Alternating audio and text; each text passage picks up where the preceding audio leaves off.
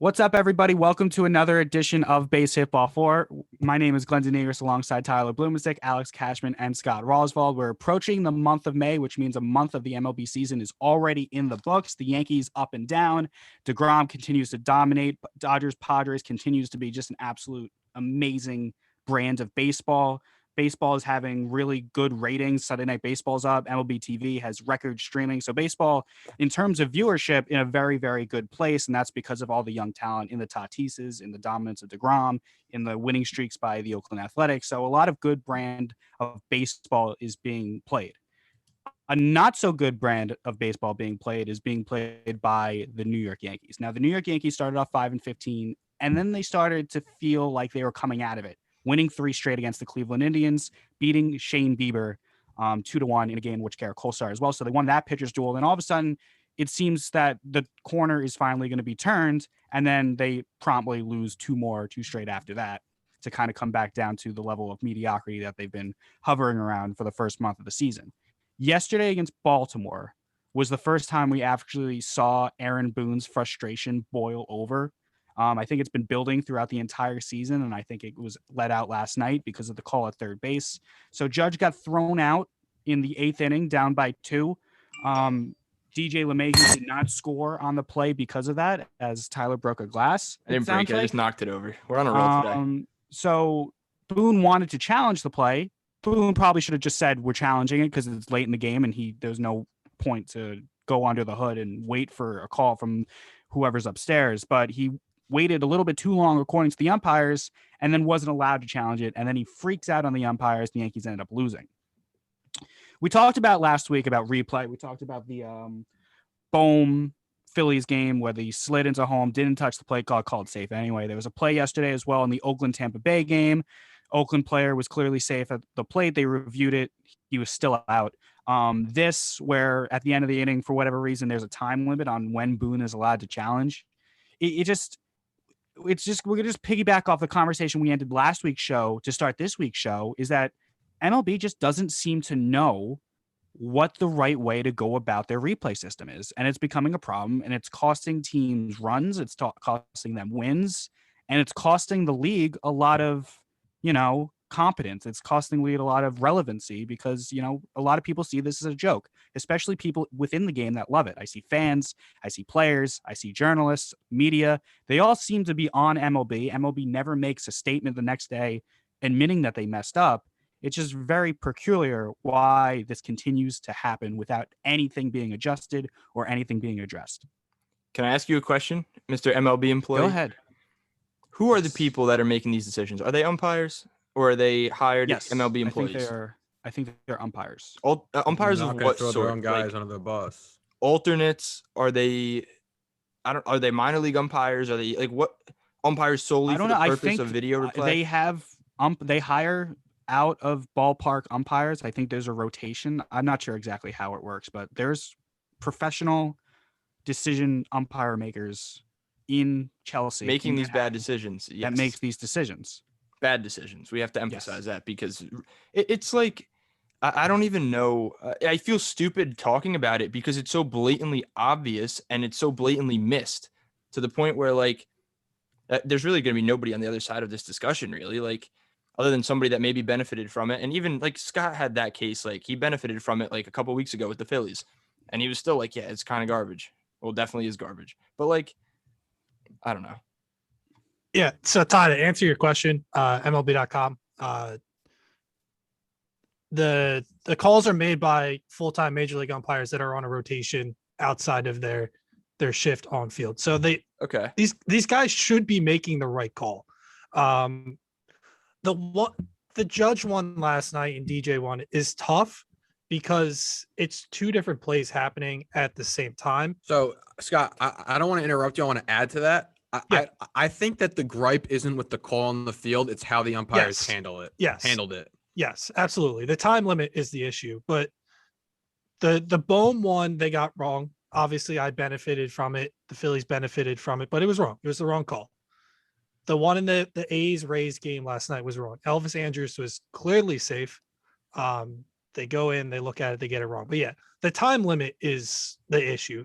Only having 20 seconds to make that decision is tough. And we all watched it. That was not 20 seconds in between the time that Boone asked their coaching staff to make the call up to their, their judgment call maker, and for him to signal out to the umpires, we want to replay it.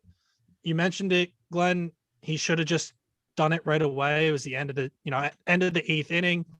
It's a close game. Should have just went right to it. But if we're having replay, the whole point is to get the calls right, and we're not getting them right. Like, what's the point of having it? Let's just go back to the days where, the call was the call and that was it, and we moved on. There's really no point to having replay if we're not going to get it right. It compounds the issue and makes it worse. Yeah. It's just like you guys looked at it twice and you still couldn't get it right. As opposed to just like umpire made a call. Yeah. And social media obviously makes it worse because there's Twitter accounts, like bad officiating Twitter accounts.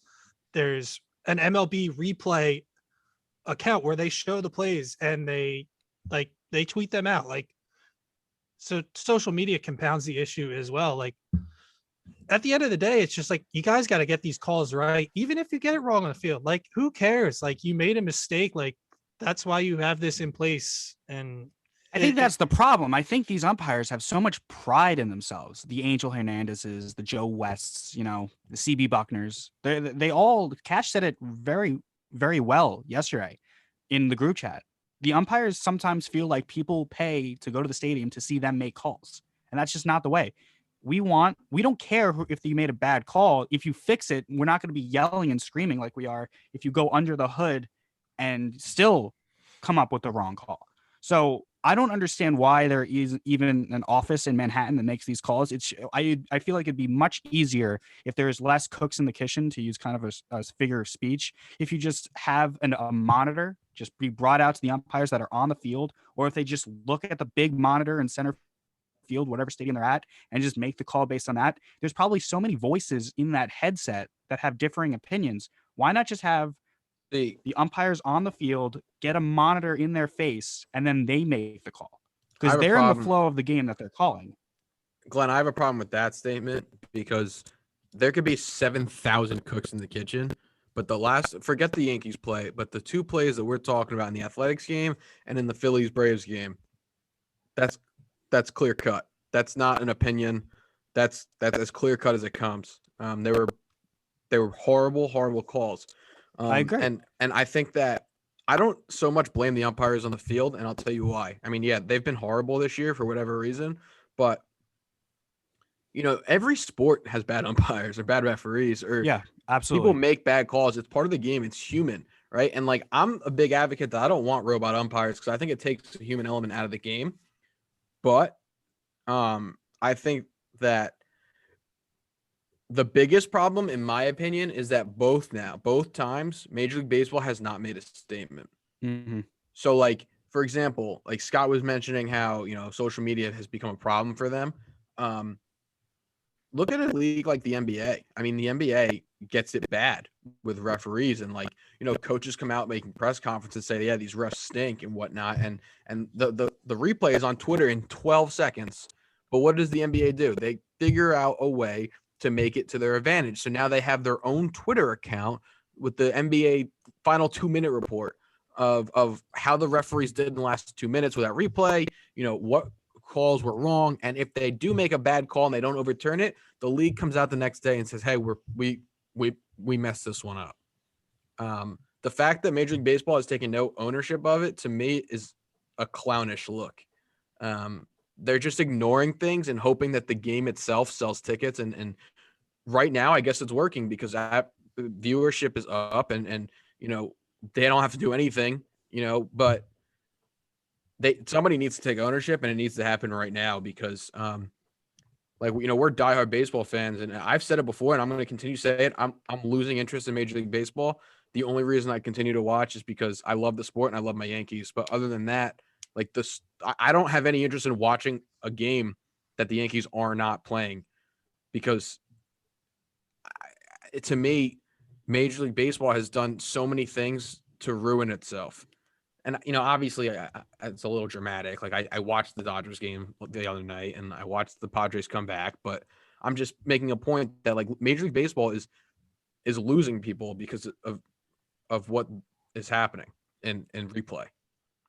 I just feel like it makes it look like Major League Baseball has no interest in taking accountability for mistakes made. Humans make these calls just like in all the other sports, and they make them wrong. Every season in any sport, when it's the NFL season, we bitch about the NFL referees, NBA, NHL, any sport. We're gonna be upset about the referees and their calls. And then a lot of times in the replay systems and the other sports, they get those calls wrong as well. I mean, the Saints missed out on a chance in the Super Bowl because of a bad call that was reviewed and still made the bad call. But the NFL came out and apologized. Exactly. So the NFL comes out and not they say, that it makes it better, but it doesn't make it better, but at least ownership. It's a sense of accountability that baseball just hasn't been doing. It's a rough look, because who knows how that game changes, both in the Philly game last week and the Tampa Bay and Yankee games yesterday. It's just tough when you have the system. The whole point is to get it right. Like, you don't want to. The whole point isn't to make the umpires look bad. Nobody wants the umpires to look bad. I want the umpires to look bad. It isn't. The system isn't created to embarrass the umpires for making a bad call. The system is created to make sure the baseball game is played as authentic and as true as possible. And it's accountability for the umpires. Yeah. Like, it's. Mm-hmm. I feel like it's fair. Any job has you have to be accountable. And the problem is umpires. Once you get a pension or a tenure, you can't get fired. So that's fine. What does it matter if they get it wrong or not? They're just so hung up on their ways, I guess. I don't know. Yeah, I guess that's a good point. Can't really do much. But the replay last night was not the reason the Yankees lost. The reason the Yankees lost was because they're still not hitting. They're in the bottom of the league at every major offensive category. They seem to, break out of it in the Cleveland series a little bit, and then the next two games happen. The final one in Cleveland. Well, I have a question. One in Baltimore. Okay. They won 3 straight in Cleveland. Yeah. They won the game that Garrett Cole pitched 2-1. Mm-hmm. What was the scores of the other 2 games? Off the top of your head, do you know? I think they were like 5-3, and one was 7-3. I'm pretty sure the one they lost. I don't think they scored. No, the ones the Yankees won. I can tell you in a second. 6-3, 5-3, 2-1. Yeah. So they scored 6 and 5, which isn't terrible, but they did so against a pretty bad Cleveland team. And the one guy that Cleveland threw out there, who really, really could pitch, the Yankees only scored 2 runs and then 3 runs the next day. So the reason I'm saying that is because the Yankees look horrible and they won those 3 games, but like, I don't know. Well, if you let me finish my point, I would have said that while they're 3-2 over the last 5, they still don't look like the team that we thought. Well, no, I was just going off of what you said because you said they seem to get back to their ways. Well, they seemed in the moment after the first 3. Their bats were better in the 3 games against Cleveland. All right, yes, that's undoubtable. All right, yeah, go ahead. They did beat Shane Bieber. If you told me they would have beaten Shane Bieber a week ago, I would have said you're nuts. They're hitting Baltimore pretty hard today, leading 4-1 in the 5th. They made a trade. Talkman's out. Tyler doesn't want to talk about him. He's very distraught about it. No, I'm not distraught. We don't have to dive into it, but it's okay. But it's just, this team just seems to be treading water. And I think the biggest thing here, and they benched Gary Sanchez. It looks like Higgy's going to be at least platooning with Sanchez. It just, the whole thing about this team is if they hit, they'll win. And if they don't hit, they won't win. It's really that cut and dry with this. So you're saying if the Yankees score more runs than the other team, I hate to sound win. like a Captain Literal person, but like, I don't know what else to make of this team. Sometimes they don't hit at all and then they lose, and sometimes they squeak out some runs and they win. But DJ needs to play better. DJ was going into game 250. Sanchez needs to be playing better. Ever since the hot start, he hasn't done anything. Frazier still hasn't gotten going. Glaber still hasn't gotten going. Hicks still hasn't gotten going. Odor is the 4 hitter and he's hitting under 200. So it's just, will this team ever break out of it is the question that we all have to ask ourselves. Yeah. Odor hit 9th today. I'm just gonna throw that he hit 4th yesterday and then went down to 9th. Yeah. So to answer your question, Glenn, no, I don't have much faith, or whatever the question was. I don't remember exactly how you worded it, but no, I don't feel great about the Yankees. you guys really don't have a reason to. Like, Gio Urshela is the only guy that's been consistent from opening day until now. Your frustration is obviously very fair. I mean, at what point, Glenn, you said, Higgy and Sanchez are going to platoon. At what point is it, this is Higgy's job? He plays, 5, 6 out of Soon. 7 days of the week. Like, Soon. I think it's now. He had a home run today. Like, he's done everything that the Yankees have asked him to do, and I think he's exceeded those expectations as well.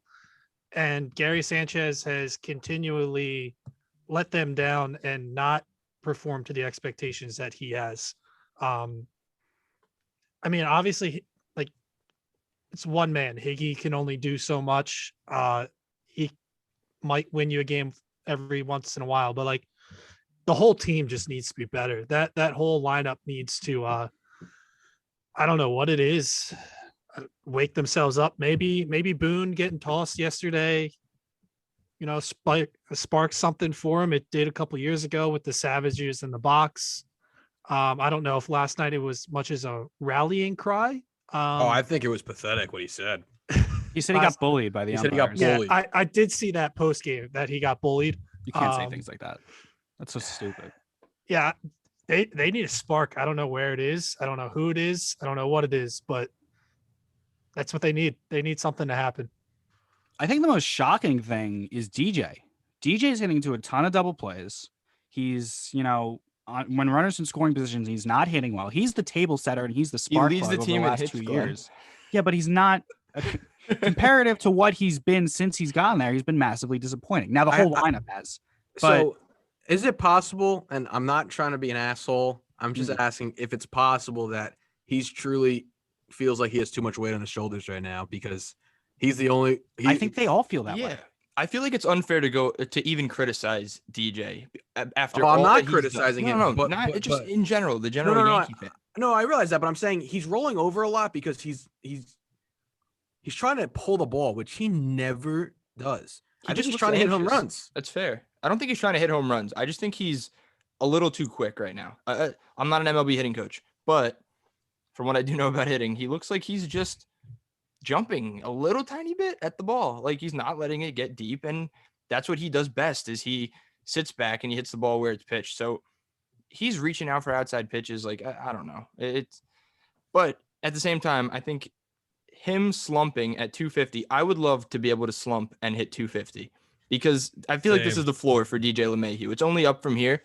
And Brett Gardner's ceiling is still below DJ LeMahieu's floor, just to throw a little jab in there.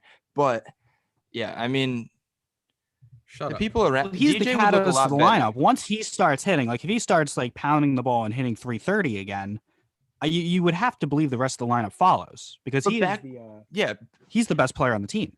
Yeah, but back to what Cash said also, like with the pressure, if there are not people on base and in scoring position for him to do what he does best and poke the ball into the outfield, he's probably, into Cash's point, trying to hit the gaps, trying to get extra bases and that type of stuff. Like, not that they're not normally trying to do that, but like trying to elevate a little bit extra and do a little bit too much. So I don't know. But just throw it out there. Byron Buxton just went deep. I texted Cash today trying to trade for Byron Buxton in fantasy. Oh, you didn't do it? He was on your bench today. Did you even play him? Yeah, I started him. Oh, you went in there. After you texted me, I started him. There you go. Thank you. Yeah, you're welcome. The Yankees are up 4-1 in the fifth. They're getting a pretty good start from Kluber so far, knock on wood. That's important because you need someone behind Cole. Because what we saw from Cole against the Indians was probably, Garrett Cole at his best. Now, he didn't go 8. He didn't shut them out. He did give up a run on that. I think Ramirez hit a triple, right? And then somebody hit a dinky single score run. But like Cole, when you go up against a guy like Shane Bieber, you hope your ace matches him. And Garrett Cole did so much more than that. And I was thinking about, the dynamic of Cole and DeGrom, both in New York. It's amazing as New York City based. Everyone, not Scott, this doesn't apply to you because you're in Philly, but the New York based, he's in Jersey. Yeah, sure. But like the New York based baseball fan gets to see DeGrom and Cole pitch. And over the last week, we saw the best out of both of them because Cole absolutely dominated the Washington Nationals. An absolute joy to watch. even if I hate the Mets. You just got to appreciate what he did. And then a couple days later, Cole absolutely dominates the Indians. That was very exciting. Now I know, casual baseball fans maybe would rather see the 10-9 slugfest in a baseball game, but those two pitching performances were really fun to watch and really special. I don't want to rain on your parade, but I'm going to do it. Go ahead. It's really not that bad. But like just days, I saw your tweet, and just days before, we were talking about how MLB TV viewership is crazy all around the place, and blackouts are the only issue. Like all around the country, MLB TV subscriptions through the roof. But in New York, you can't watch. Like a majority of the baseball fans are probably watching on MLB TV. Why do we get to claim Jacob deGrom and Garrett Cole? Like, why both of them? Why not just one? No, I'm just saying, Because New York City, anybody can watch them. You know what I mean? I don't know. No, but it's just that they both have New York on their chest. They're both New York pitchers. That's what I'm trying to say. I guess. Yeah. I feel you. Yeah, I mean, it's exciting. It is exciting. I know exactly where you're coming from. Thanks, Tyler. Jesus Christ, man. I just laughed. I didn't really deliver that well. No, but I agree with you. Yeah, like. But like for me, I live in the Philadelphia media market, and like Jacob deGrom isn't talked about. Like that's like you don't hear anything about it. Like obviously I hear about it, and like nationally wise you hear about it, but like at this point the guys must watch television. He like no matter when he's pitching, where he's pitching, what time, like you got to turn him on and just appreciate him for what he is.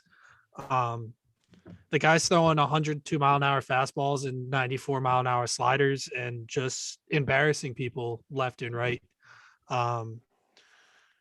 Like Garrett Cole's really good himself, but like honestly, I think deGrom is so much further ahead of him. Like I think deGrom is like all the way up here. He's off my camera screen, and Cole's here. He's still pretty high, but like. And the crazy thing is that's not even a shot at Garrett Cole at all. No, it's like Garrett Cole is the best of the best. It's just that deGrom belongs in a different league at this point. I saw the Nationals hitting coach came out the next day and said when Castro got an infield single, they all breathed a sigh of relief because they weren't going to get no hit. Like that's the bar that the Nationals set that night, just to not get no hit. I said that in the chat the other day. Like there's got to be an added effect at some point. Like no matter how good he is, but like just the fact that you're going out there and you're facing Jacob deGrom, it puts your mind in a mental pretzel as if an MLB hitter doesn't have enough to think about already. Like, I feel like you're defeated 9 out of 10 times when you go up there. Like, mentally, it makes it worse. Yeah. Todd, you hit it right on the head. I was watching MLB Central this morning before work, and they were talking about, they're doing a breakdown on Max Scherzer and how, he's changed a little bit, but pitching, his velocity's down, but he's still a great pitcher and he's still succeeding this year. Exactly. John Smoltz said like he's one of those guys, a batter gets in the box and he like 3 or 4 batters in that lineup are already like mentally psyched out because it's Max Scherzer pitching. Exactly. They then went over to Mark DeRosa, and Mark DeRosa said that's absolutely right. Anytime I face Randy Johnson, even when he was, on the Yankees and the Giants, I was still thinking about Randy Johnson on the Diamondbacks throwing a perfect game against us when I was in Atlanta. Like I was already out because of who the guy was. So yeah, you're right. People are probably stepping in that box against deGrom and are saying like, I have 0 chance right now. And I'm like, actually, I'm shocked at like this point, he hasn't thrown a no-hitter yet. Like his last start was the closest he's gotten, I think, and he gave up 2 hits. Like it's amazing he hasn't yet. That he hasn't gotten to that point. Dare I say it? The reason that he has not thrown a no-hitter is not because of any fault of his own. Almost every no-hitter perfect game has like 1, maybe 2 plays in the game where you're just like, wow, they might have just saved it right there. It could be in the 4th inning. It could be in the 9th inning. Yeah. But like the Mets defense hasn't been at the caliber where I would be like, yeah, they'd probably make those plays, but I don't know. I can't be so sure. I think they're a much better defensive team this year at shortstop, at catcher. Well, this year also just started. What does he have? 4 starts this year, and he's absolutely dominant. He's 50 Ks in 4 starts in Major League Baseball. Yeah, his 4 starts, 7 Ks on opening day, 14, 14, and 15. Like that's stupid. What he's even done more so impressive far. after you mentioned the first game with only 7 Ks, and then you're just like, yeah, 50 in 4 starts, and you're like, okay, sure. I want to go back to the conversation about being a hitter and stepping up to the box. I already know you're going to get out. Shouldn't you, as a Major League Baseball hitter, have the confidence to feel like you can hit a guy? I mean, Well, I you have think to be that's saying you have to be a really good hitter to make it to the major leagues in the first place. Don't you think there should be an internal confidence to say to yourself, "Yeah, I can hit this guy." that's I how was thinking about dominant that DeGrom's before. been. That's how dominant DeGrom has been. Yeah. Or how dominant Randy Johnson was. I almost said Randy Moss. Randy Johnson was.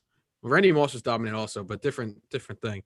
But you got to think that in the game of baseball, pitchers have an advantage as soon as the game starts. It's the pitcher's game to lose. And of course, there are going to be times where a batter guesses wrong and still gets a base hit out of it because they're just strong enough to pop it over the infielder's head. But it's a pitcher's game to lose. And, I don't know. Am I making sense? I feel like I'm rambling. I don't know. You definitely are. Makes sense. Wait, I'm rambling or making sense? You're good. Making sense. Oh, Nice job. I mean, a hitter, like 70% of the time you're going to make out anyway.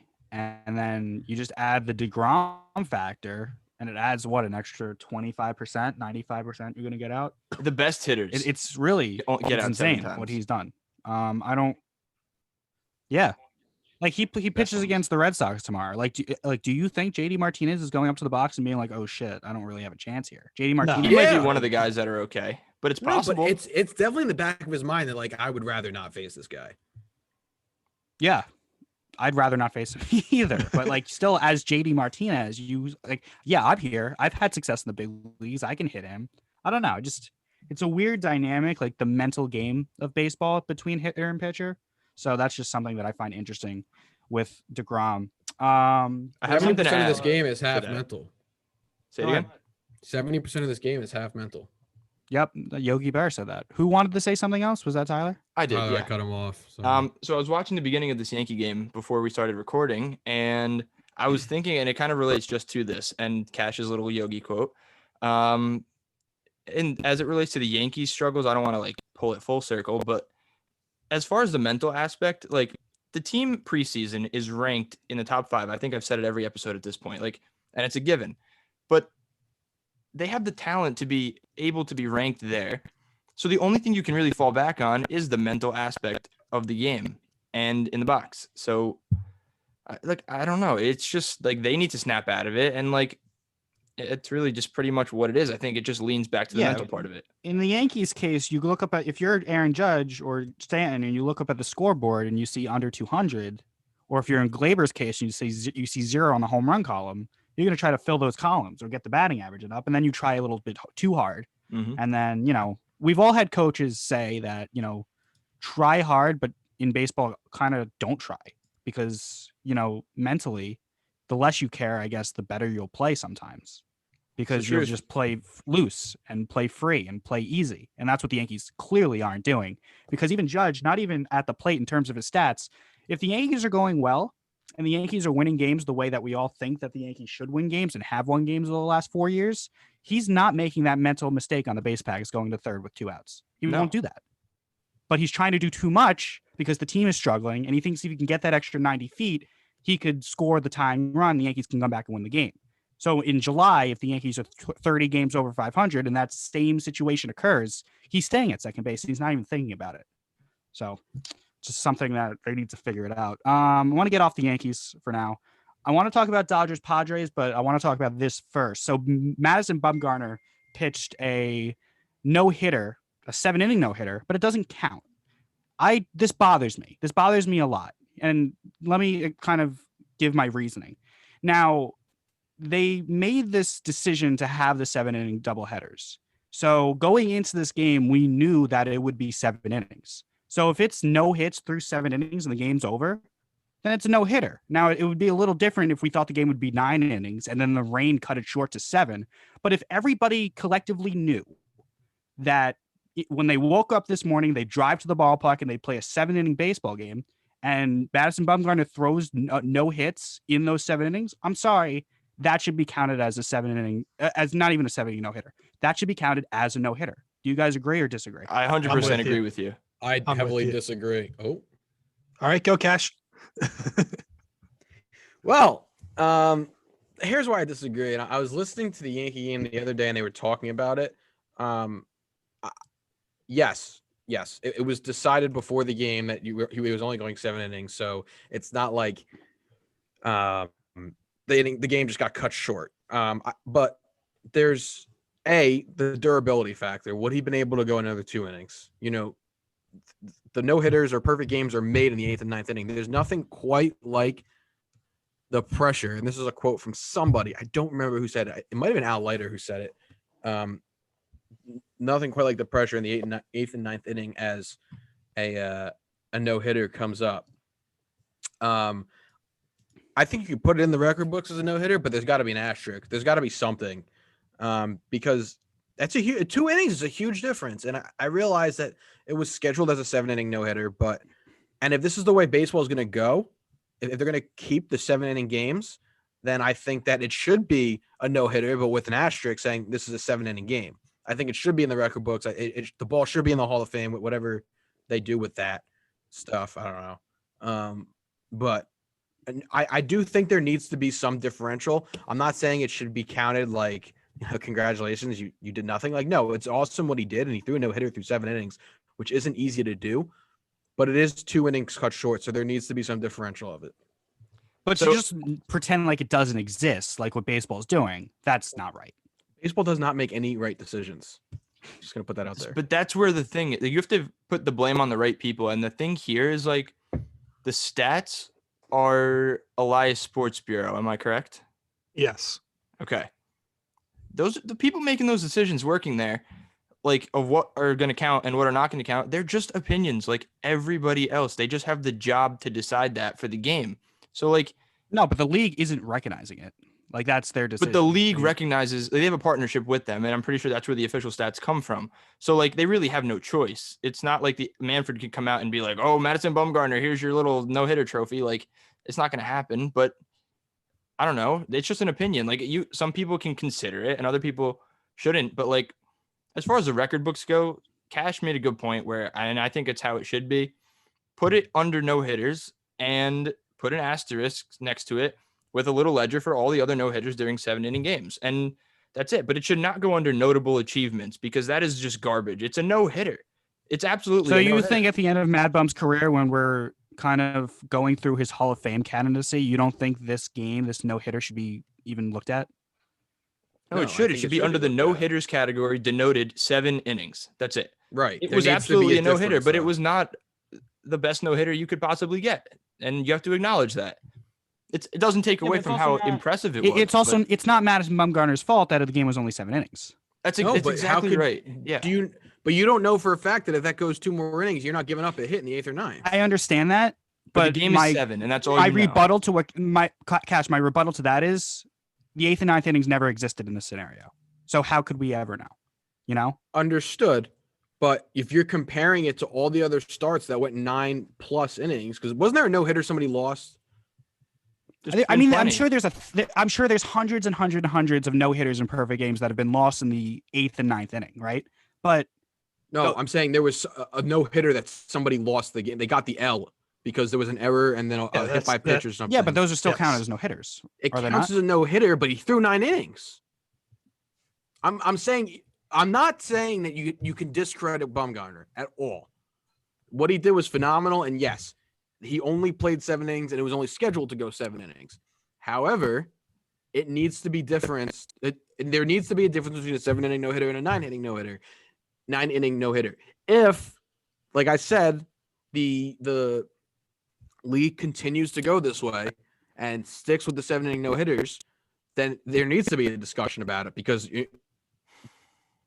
it needs to be. It just goes back to the fuzziness, though, with the MLB, because they can't keep having these fuzzy rules here. You can't say, like, oh, if the 7 innings thing becomes something that is part of the future of the game or whatever it is, like. Well, but that's the problem with and you said it. That's the problem with the MLB as a whole, is that there's nothing set in stone. This is all judgment calls.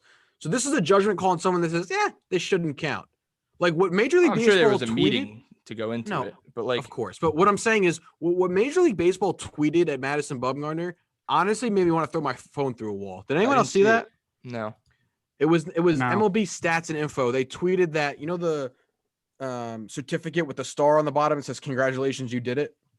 Yeah. Yeah. They tweeted that at Madison Bumgarner. A verified account? Like it's yeah. actual an MLB account? I'll find it. All right. Kind of like mocking him because it doesn't count. Yeah.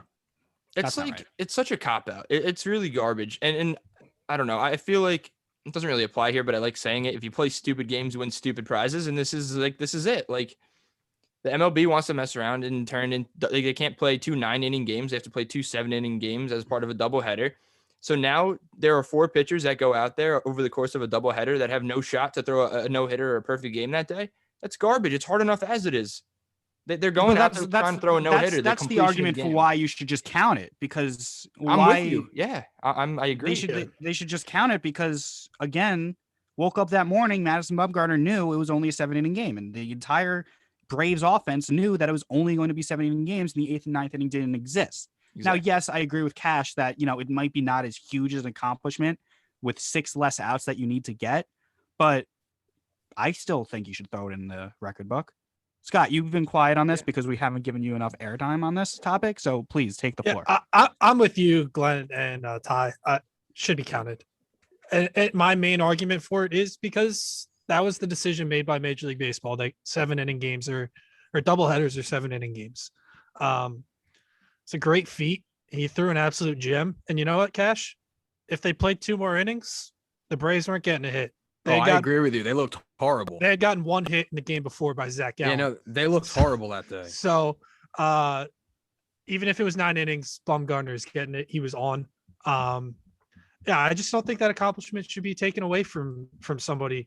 And if you know what, if we have to put an asterisk against, you know, Bumgarner's 2 wins or win there, we should put an asterisk against the wins that the Diamondbacks got because they only played 7 innings. Do you count it as a real win or those win? Are those real or wins? Is it half a win or like it could have came back? You never know. The wins in the standings, is it less of a win in a 7-inning game than a 9-inning game? Do you know how unfair that is? Line there? It's so unfair to all the teams that have won 9-inning games. Can you believe that? Yeah. What if a team, let's say the Phillies, miss out the second wild card because their record in 7-inning games was less than the Mets, who won more 7-inning games? Like, how is that fair? At the end of the year. Yeah. So, what if the NFL 2 games a year out of the 17 they play 3 quarters instead of 4? Yeah, it's dumb.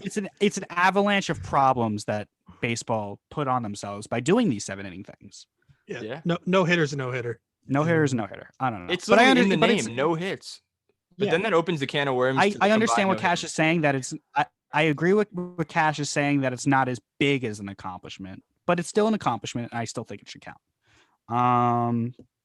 Moving on, let's do Padres-Dodgers. Another great series. Teams clearly don't like each other. Tatis was an absolute, stud in this game, hitting home runs seemingly every single at bat out there, mocking Trevor Bauer. Bauer and Dave Roberts seemed to be a little upset because there was a video that came out on social media. It looks like Tatis was peeking in at the signs of the catcher. But just like last weekend, another insanely entertaining series between these two teams. And I thought about this during the series. It's a shame because assuming the Dodgers win the division, they'll probably have the best record in the National League. And the Padres would play the wild card game. And if they win that, that would match them up in the NLDS instead of the NLCS. That's a disservice on baseball's part. It should be those two in the NLCS, should both those teams make it that far. Like, it's unfair. It's unfair to the fans that they would have to match up in a best of 5 instead of a best of 7.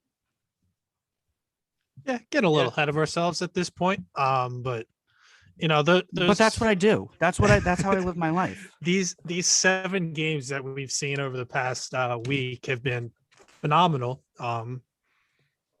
In regards to the whole Tatis Bauer, sign peaking, like, I don't know. We've all played baseball.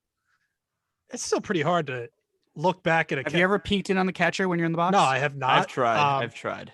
I've tried too. I can't do it. I can't say. I used to catch, and it would piss me off when kids would do it. And like when we're younger, like it was so much more blatantly obvious.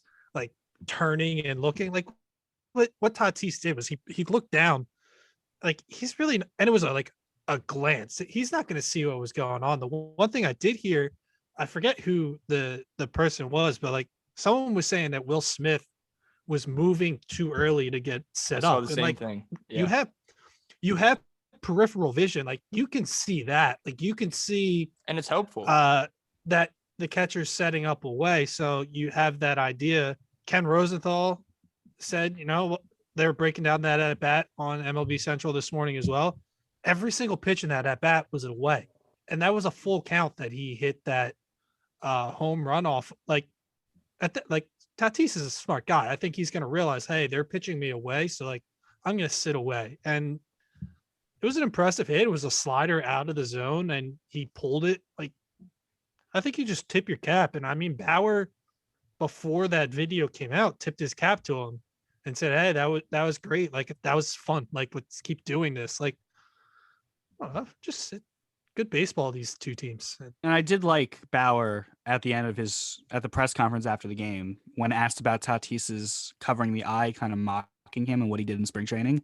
I'm not happy with a lot of things Bauer does and says, but like I'm happy that he was like, yeah, let people celebrate. Hitting's hard enough. We've been talking about all season so far how the Yankees can't hit and how like runs across the board are down and averages across the board are down. If you hit a home run, you dance around the bases for all I care.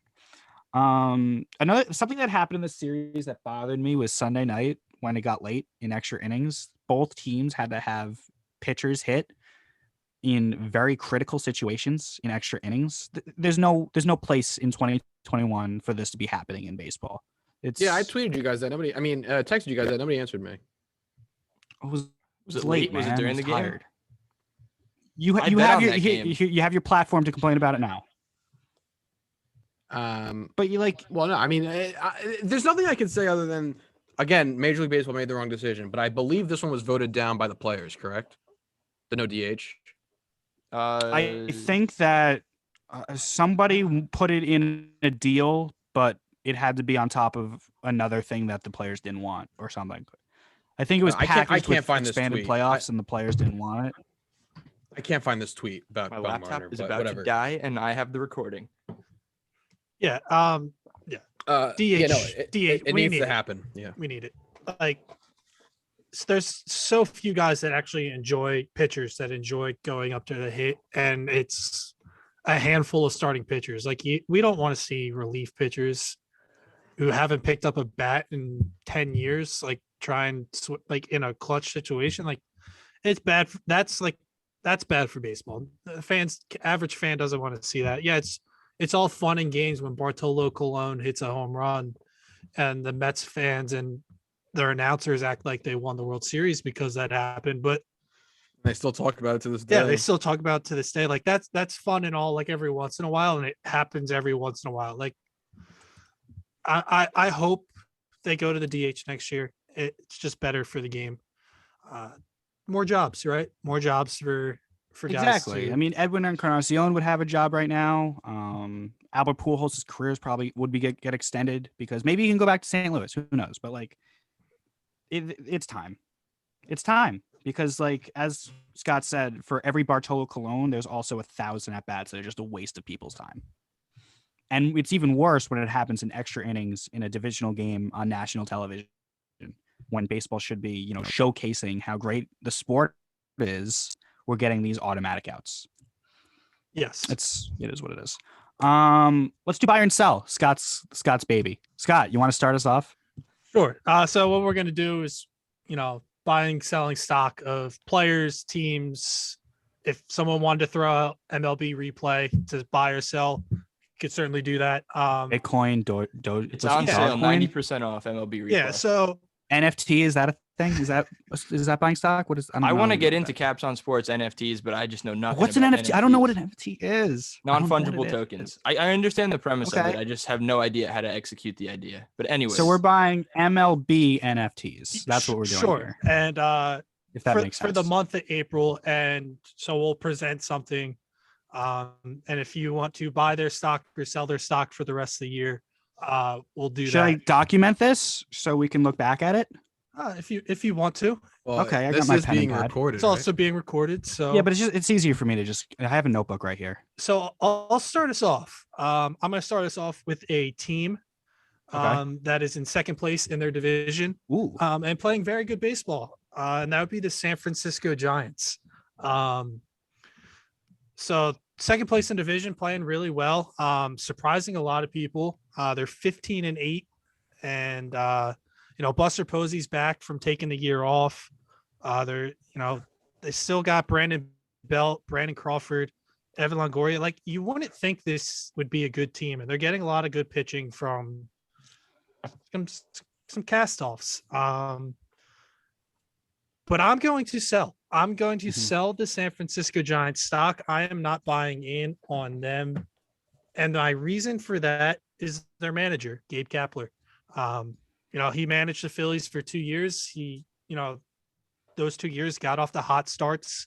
You have hands-on experience with him. Yes. So he's gotten off the hot starts and has fallen off a cliff at the end of the year. Last year, they were the team chasing to get into the wild card, and they got close, but I haven't seen Gabe Kapler manage a team and put them over the edge.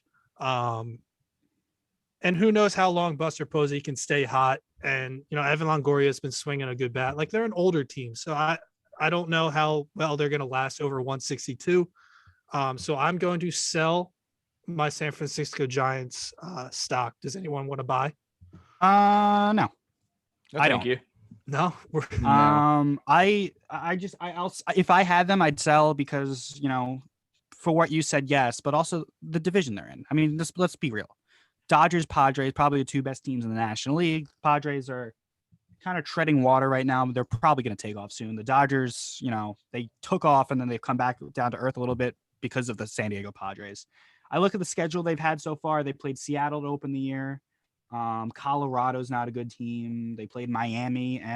Even your Phillies, Scott, they kicked the Phillies at the time. The only real team they've played is San Diego. They lost 2 out of 3. No offense to your Phillies again, Scott. They took 2 out of 3 from those. Their upcoming schedule, a lot of Padres, Pirates, Reds are good. They play the Dodgers around Memorial Day. No, I think this is a good start, but I just think the division's so good that it's just not going to work out for them. Maybe that second wild card, they're in it in September, but probably not winning it. I think it's interesting. Let me ask you guys this. If they were in the NL Central, would you buy them? Yeah, I would. I would buy them. That's interesting. I don't know. Probably. Now remember the Brewers. They're not my team. They're not my buy or sell team, but the Brewers with Corbin Burns and Woodruff, fantastic start. I mean, you can make the case too. AL West, would you buy or sell? You know what? Yeah. You just said the word or the name Corbin Burns and just made me change my my buy or sell. So I'm ready. It's not going to be Corbin Burns, actually. Do you want to go? Sure. But wait, is anyone buying or selling the Giants as is? In the I'm division selling they're in? them. Yeah, Actually, can I just hold? Can I hold it? You can hold, yes. Yeah, you can hold. That's fine. Okay. So I was gonna do your mean Mercedes, but what I'm gonna do is Trevor Rogers, starting pitcher, Miami Marlins. He's 3-1 with like a 1.29. He's got like, I think it's like above 30 strikeouts in like 22 innings. His walk rate is down. Like, I feel like it's time to start taking him seriously. I am going to buy in on Trevor Rogers. I have him in on my fantasy team. I put my money where my mouth is. I have him. He's arguably the ace of my staff ahead of Garrett Cole based off stats, just marginally, but he's there. And I'm curious if you guys are buying or selling Trevor Rogers. I like it. Off the radar pick. I would say not many people know about Trevor Rogers. He's a big lefty for the Marlins. Now they have a good pitching staff, and I like a lot of their young pitchers. I'm looking at his stats. Yeah, they're there. They're pretty good. I want to pull up who's he pitched against so far this year. The Cardinals, the Mets, the Braves, good lineups. Milwaukee, and Baltimore. So Baltimore's the only but yeah, he's pitched against some good teams. I'll buy some stock with you on Trevor Rogers. 23-year-old lefty. I'll buy a 23-year-old lefty. No problem. He came out of nowhere. I'll get in on that. All righty. Okay, everybody. Yeah. I like Trevor. He's sneaky. So we're all Him and buying Big Trevor Sandy, Rogers? 1-2. I think so. It's just such a shame what And that then plus Marlins Sixto team can Sanchez do. whenever. Sorry, You know we got a what? little lag issue. I probably wouldn't buy stock in the Marlins as a team now, but like I like where they're gonna end up. Buy some futures. Get some futures on them. By 2023, 2024, I think they could be a force in that division. Why not? First of all, Jeter never fails at anything. And they have some good players. Jazz Chisholm is turning himself into a star. They have some veteran players. They have this young pitcher. Why? Jesus Aguilar is just having like a them. blast. I don't like them this year. I like them in the future. Yes, They're a fun having team. fun. They seem to have fun. Like I've worked a couple of their games. They have fun. Cash, do you want to go or do you want to go last? I'll go. Okay, go. This isn't going to be much of a shock. Are you selling the Astros? No, I can't sell something I never had ownership in. Ooh, good point. So you're selling the Braves? No, I'm going to buy the Braves. I'm going to buy more Braves. You already have the Braves. I'm going to buy more Braves. I 2 games under 500 right now, 3rd place in the NL East. They're just starting. Obviously, they got 1 hit in 14 innings the other day, but they're starting to heat up. Ronald Acuna Jr. is the greatest man on the face of the earth. I don't know. They're good. They're good. Their pitching will find its way, and I'm gonna buy some stock in the Atlanta Braves, and I did also put my money where my mouth is. So, and Acuna hit a 480-foot bomb tonight. So yeah, I just saw that replay, which is why I was like, okay, let's take the Braves. But I'll tell you what, I'm gonna go honorable. I'm gonna hold my Michael Kopech stock. Okay. I like him. I have him on both my fantasy teams. He's pitching very well. I would Glenn, buy even. did you write that down? Yeah, I got it. I'd buy even waiting more for him to make Kopech it. stock. He had Tommy John. 10 strikeouts know. in 4 innings the other day. His stuff moves. He's a nice little pitcher. To It's the not Braves, so little, Scott. he's pretty big. Yeah. Braves, you know what, Cash? I'm gonna sell, and Ooh. it's I'll buy biased. yours also. So it's biased, obviously. They really Cash is haven't. pumping stock. They haven't impressed me this year. They've outside of Acuna, like no one's doing anything to help that man out. Pitching has not been great. And for as much, controversy as the whole Alec Boehm situation is, the Braves still had a chance to go out and win that game, and they didn't, in the bottom of the 9th. I don't know. I feel like they, that 3-1 collapse in the NLCS last year might be, having an effect on this team. So I'll sell my Brave stock to cash. Tyler, you would know more than me. Like when you buy a stock, you buy it. Hopefully, when you have it, it skyrockets, right? That's the whole point of it. So, like, if you look at this division, the Mets at 9-8, Philadelphia 11-11, Atlanta 10-12, Miami 10-12, Washington 8-11. Which one of those teams could you buy that you would have most confidence in skyrocketing? And to me, that's the Braves. That's the Braves, That's a good without a point. doubt. So I'll buy the Braves. I think eventually. I like what the Mets have done in the first month of the season. I mean, but they're still 9-8 and they're 1 game over 500. I just think talent eventually will win out with that division. I think the Braves by July will have at least a 6-game lead in this division. Okay. That's fair. I'm going to hop on the buy bandwagon for Glenn with do you guys Glenn's agree? logic. Yeah. I started the train. I'm just gonna put that It's out just there. like the whole division has just everyone's been underwhelming so far. We all, hyped them up as the best division in the league. It's been very underwhelming so far. No one's really said, "Hey, this is mine to take." I mean, the Braves obviously could do it. The Mets could do it. The Phillies could do it. The Nationals could do it. Yeah, I'll still sell. Let All you right, guys have your fun. All right. Thank so you. my I'm gonna my be buy or rich. sell. My buy or sell is going to be the team that has the best record and is currently the best team in the entire American League, The and that Yankees? is the Kansas City Royals, guys. Oh. 14-8, 7-3 in the last 10. Game and a half above the White Sox. They're 14-8, 636 winning percentage, 8-5 at home, 6-3 on the road. What do you make of this start? Because they don't have a lot of like superstar players what they had back in the day. They still have Sal Perez, but They have Whit Merrifield. But you look at that Alberto division, Mondesi, and Roberto Mondesi, and my he favorite hasn't player in the played yet, show. right? Yes, I yeah, think, he I think he's on the IL. He hasn't even played yet. yet. The White Sox are kind of finding themselves a little bit. We kind of in the beginning of the year thought the White Sox would be a team that challenged the Yankees for the pennant. But right now, 14-8, hard to ignore that after 22 games in a season. So buying or selling Kansas City, I'll buy. I don't know if they'll end up winning the division, but I think they could be a formidable team throughout the end of the summer. It's the Patrick Mahomes effect. There it is. So you know what? I'm not going to bet against Mahomes. I'm gonna buy. He's not like the CEO like Jeter. He's just like a silent partner. No, I realize that, but it's still Okay. Mahomes. What do you want from me? I love that guy. I'd take a bullet for him. I'll sprinkle some action and buy some Royals stock. They're fun. They're a team that's got nothing to lose, so they have everything to gain, and they play that way. They steal bases. They play small ball, as Cash loves. They play good defense. Small ball works, baby. Sal Perez, he really gets overlooked as one of the best catchers in this league. They got Jorge Soler, who's a real threat at the plate. And they're getting some,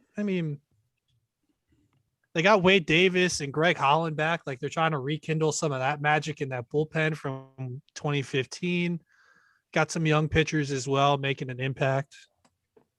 Yeah, I'll buy some Royals. I don't think they'll win the division. I think the White Sox will eventually take it, but why not threaten for a wild card spot? No, why not? Because right now, who's threatening for the wild card spots? The Yankees. You got the Tampa Torontos, Boston maybe. Are we buying in the little extra? Throw out a bone. Are we buying or selling Boston? Selling. Sell high. Mhm. Buy low, sell high. They just don't have the pitching, I don't think. Yeah, I think they'll come back to earth. I would probably sell Red Sox, but yeah, the opportunity's there for the Royals to have some fun this summer. So for the same logic that you have to kind of buy the Braves, I feel like you have to sell the Royals. But I said it in the beginning of the year, and I tried to find the tweet, but I guess I didn't tweet it. You guys definitely remember. I put it in the chat with my little composite score. I don't remember it. The Royals Cash never knows scored- what's in the chat. The Royals scored very high on my composite, hitting, not so much pitching, but hitting. Well, you should throw all your eggs in that basket with your composite that you made, and you should buy them. I'm going to, but it 14-7 at this point. They're going to regress to the mean. They're not going to finish the season winning 2/3 of their games. That's really hard to do. But yeah, I guess I'll buy them for the sake of continuity. How's that? If you didn't tweet it, it didn't happen. Is there a team that Just you ask buy? Glenn. Is there a team in the NL Central? Is there a team in the AL Central that you would buy instead of them, other than the White Sox? Like of the Cleveland's, Minnesota's, and you won't be Detroit, but Cleveland or Minnesota, would you buy one of those? I'd consider Minnesota, but they're not really showing me anything right now. So I don't know. 7-14. Didn't Yeah, they lose 7 straight or 10 straight? They're 2-8 in their last 10. All right, but for the same reason that the Royals can keep it up, I think the Twins can turn it around. So it's AL Central. It's not a good division. That's it. But the Royals were one of those teams where you were expected to beat up on them. So that takes one out of the equation. Does it make the division more competitive, or does it throw it more out of whack? I guess you have to pick a side there. Or it can be both. Yeah, world may Yes, never right? know. I would say it makes it more competitive if there's I one agree. less stomping ground to go in there, Mhm. other than because you're right. The Twins, their bats could get hot. The Indians are, we've all kind of shit on the Indians the last couple of years. I would sell that. I wouldn't buy the Twins from what I've seen so far. So, I think a big missing piece for them is Eddie Rosario, and he's in Already? Cleveland now. Yeah. What do we got? Glenn, you there? Let's change the subject. So I'm right here. You guys have me? Yep. All right, great. One more thing before we end this thing. Pioneer League. Home Run Derby replaces extra innings. Stupid or smart? Cash has experience with that. I don't know. Yeah, when I saw that, I immediately thought, Cash, your league did this, Yeah. right? Yeah, we did it last year. And it looks like we're heading that way again.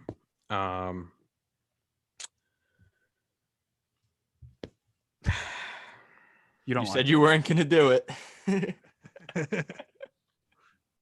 I don't love it.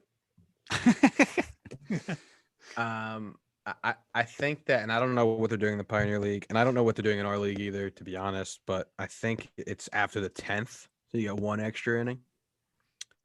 I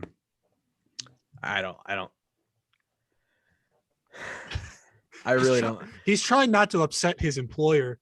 Wasn't our call. I really don't like it. And I'll tell you why. I think that it really, it depends what rules are in place. So, and this is just the truth. If you can have the same guy doing it every time, then there's going to be a huge disadvantage to the one team that's got the best power guy, or a huge advantage. Sorry. So the one team that's got the best power guy, right? So then you're going to leave a roster spot open on your team for that one guy who just hits BP dingers, right? He's not going to see a game, an inning action or anything. Yeah, you'd have like a Matt Stairs kind of guy just on the roster for the home run derby. Tyler's laughing, but that's the truth. And I'm laughing because it's such a hilarious concept, but it's so logical. Like it makes perfect sense, especially in indie ball where you don't have to pay them that much money. And we had it. We had it last year. We had it last year. No, you're good.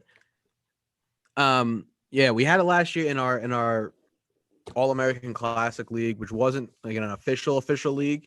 So we were able to kind of do whatever we want. And, we did it too. We had the same guy go up there every time, Jason Pineda, and I think he won all of them except one for us. No, I don't like it.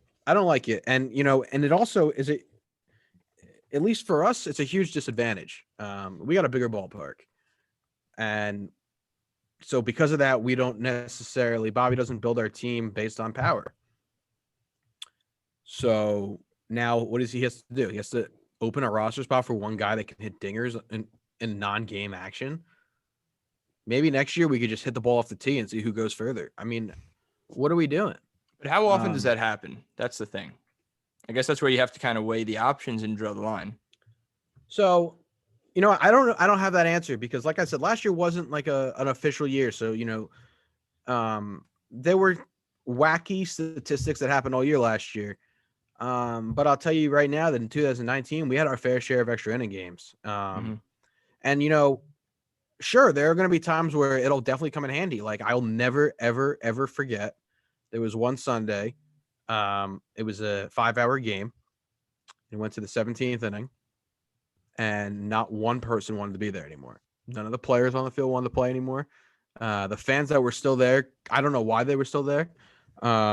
It was one of the worst experiences of my life. I'm not trying to be dramatic. It was horrible. So in that aspect, yeah, it'll be great.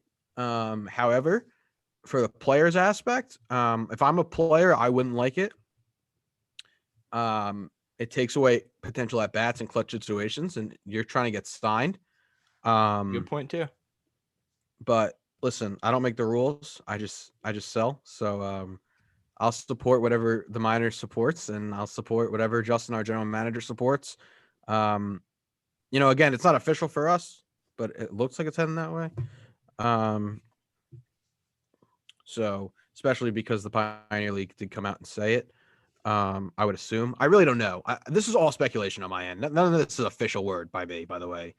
But you hit it here first. Just my guess. That's it. My problem with it is there's no direct competition between the two teams. Like in hockey, like you can say what you want about the shootout and how it's like gimmicky and dumb, but it's still shooter on one team and the other team's goalie and see who's better.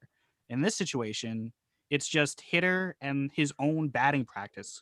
Thrower against there's no direct competition between the two teams. How can you decide a winner with that? Back to my point, which I didn't finish before, you just reminded me. It depends how the rules line up, right? So if you can have one guy doing it every game, then there's absolutely zero competition. It's just who's got the bigger bat. But if it's not, like if you can't use the same guy twice, then that's on the manager. Then it's which manager wins, because you're going to save your best power guy for the end of the seasons when it really counts, right? And or you can't use the same guy twice in a row or something like that. Again, I don't know. I just am saying that if that was the case, then that would be a much different story because there's strategy. But like I said, if it's just, I know that there was one team last year in the league who, and I'm not making this up, had one guy on their roster for that specific reason. And this one guy hit a home run every time the ball was thrown to him. So in our league last year, there was you get 5 pitches, 5 balls in play. And you see how many home runs he hit. And, I think out of like 25 pitches throughout the season, he hit like 23 home runs or something ridiculous. And he didn't play in the game. I seriously don't think he had one official at bat. But hey, to each their own. And if that's you want to use a roster spot on, then go ahead. Just got to win the game in 9 or 10. Yeah, I think overall, I think it's dumb. Just takes away from the game. Like, I guess I'd rather have a runner start on second base, even though I hate that. I think it's less of a evil than just a home run derby to end the game. So, independent league, minor league baseball, they can kind of, do those things and experiment there. So that's why I don't agree. Is because Major League Baseball cut all these teams, right? All these minor league teams. And now you're going to see competition in indie ball go up tremendously because these guys who maybe should be in affiliated ball now aren't. And their goal is to try to get re-signed. Their goal is to try and play professional baseball at the major league level. Yes, we are professional baseball and our guys do compete to the best of their ability. And truthfully, I believe, and this is the unpopular opinion, but I truly believe that it's the best form of baseball because these guys are going out there and trying 110% of the time. They're giving 110% effort for much less money. They're going out there to play the game they love. But whatever, that's neither here nor there. My point is that, if you're trying, and it's the same argument in college basketball and college football, right? You getting these guys ready for the top level, it should be the same rules. Right. So college football, you should have to get 2 feet in bounds. College basketball should be 4 quarters and the same shot clock and the same not bonus play. It's or not bonus plus and bonus, whatever. I don't know the direct terminology, but you got to understand my point. It should be the same rules. So, yes, I do think that it should be extra innings with a guy starting in second. I personally love that rule. I think it's more exciting. Maybe it's just more exciting because I saw it first at the indie ball level. I don't know. But I do think it should be the same rules if you're trying to get these guys signed by Major League Baseball teams. Now, like is the goal of the minors to get these guys back into affiliated ball, or is the goal to the minors to like make money and stay above water? Like, is there a financial benefit to having a home run derby? The minors, meaning the Sussex County minors? Yeah. Now, is there like a better financial window for them to sell tickets for a home run derby rather than just straight up? The truth is there's a few different things. One, it's more exciting, especially because I know we're not having an all-star break this year, so there will be no home run derby this year. It's just straight through. 2, time-wise, yes, if a game goes to 16 innings, you're paying your employees to stay there. That's the truth. And 3, it's a family fun atmosphere. And again, I don't speak for the minors or anything. I'm giving my personal opinion. On a Saturday night, there's a lot of people there for the fireworks. And just the fireworks, right? So they don't want to sit there, wait for 14 innings to go by. They want to sit there and, okay, great, game's over, minors win. Hopefully, knock on wood, they win. Great. Now let's watch some fireworks. So I think that for the casual baseball fans experience, sure, it's a little bit more exciting to watch a home run derby. It is. I mean, home run derbies are fun to watch. But like I said, for the avid baseball fan in me and for, loving to see these guys get called up, I'm not a huge fan of it. But to answer your question, Glenn, yes, our goal is to get these guys sent up to the big leagues. Good. I'm glad that's your goal. Bobby, But there also has to be a balance with, you still have to pay people and you still have to. well, I mean, that's two different sides of the spectrum. That's baseball side and business side. My business, my side of it is selling tickets, and Bobby's side of it is to put a competitive team on the field that also gets guys good looks and gets guys signed. Yeah, but the whole thing is that like baseball doesn't need to worry about that. Like Major League Baseball doesn't need to worry about that. So they should never need to implement something like that, like a home run derby as. Well, I think that they're doing this in the Pioneer League and ultimately in our league, the Frontier League, to see if it works. Mm-hmm. And if it works, then I would but not. What be works surprised. for the Frontier Leagues doesn't necessarily mean it'll work in Major League Baseball. Oh, I don't disagree with you. I'm just telling you, based on history, what Manfred has tended to do and baseball has tended to do. Yeah, I agree. So we'll see what happens. I'm not going to worry about it until it comes to Major League Baseball. I doubt it will. I'm just But I doubted that 7-inning doubleheaders and extra inning rules would come, and look where we are. CC Sabathia actually said they should make every game 7 innings. I was like, CC, take a seat. I love you, but like that's just not. Say it to his face, Glenn. See what happens. I would. If I ever met CC Sabathia, I would say I do not agree with your take about 7 innings. Yeah, but you wouldn't tell him to take a seat. No, I would not. I would not do that. He would make you take a seat. We should get CC on the show. I would love that. Is there anything we missed? Any other big baseball news? Probably, but it's all right. Oh man. Yeah, I think we covered it all. I mean, just the A's had a nice win streak. I mean, Yeah. it ended early season baseball. Good for them. They had that 12 today? game winning streak. Their run differential at the end was still 0. That's how bad they were at the beginning. Yeah, they sucked at the start of the year. So good for the A's. So yeah, that will. It's always a very anticlimactic ending to the shows. We need to figure out how to make that better. That'll just about do it for this episode of Baseball 4. As always, we'll be back next week for Tyler Boomstick, Alex Cashman, and Scott Roswald. Enjoy your week and enjoy Major League Baseball as we head into May.